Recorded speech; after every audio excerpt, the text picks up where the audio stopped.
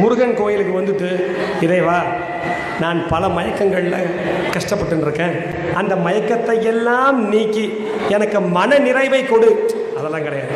எனக்கு பெரிய காரை கொடு, எனக்கு பெரிய பஸ்ஸை கொடு, எனக்கு எங்கள் வீட்டில் செல்ஃபோன் கேட்டால் வாங்கி தர மாட்டுறாங்க, இல்லைன்னா என் மேனேஜர் எனக்கு ப்ரமோஷனே போட மாட்டேங்கிறான், இதெல்லாம் தருவதற்கு உட்காந்துருக்கேன்னா டிபார்ட்மெண்டல் ஸ்டோரை வச்சுருக்காரு. தங்க விலை கம்மியாக தர்றதுக்கோ இல்லை நம்ம வீட்டுக்கு கடன் வாங்கியிருந்தால் இன்ட்ரெஸ்ட்டை கம்மி பண்ணுறதுக்கோ உட்காந்துருக்காரு. நாம் அதைத்தானே வேண்டிக் கொண்டு இருக்கிறோம். இங்கே வந்து விளக்கு போடுறது பாதி வேணால் சொல்லலாம். இல்லை சுவாமி, நான் உண்மையான யாராவது ஒருத்தர் சொல்லிட்டு இங்கே வந்து நான் உண்மையான பக்தனாக இருக்க வேண்டும், இதுவரைக்கும் எல்லாம் எனக்கு கிடச்சிருக்கு, கை இருக்குது, கால் இருக்குது, கண் இருக்குது, இறைவா முருகா நான் மனிதனாக பிறந்திருக்கிறேன், நன்றி கடன் எவ்வளோ பேர் சொல்கிறோம்.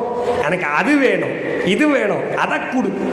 அப்படி இப்படியெல்லாம் பொய்யையே நாடிக்கொண்டிருக்கும் பொழுது நாம் பொய்யை நாடினால் நமக்கு என்ன கிடைக்கும்? பொய் மட்டும்தான் கிடைக்கும்.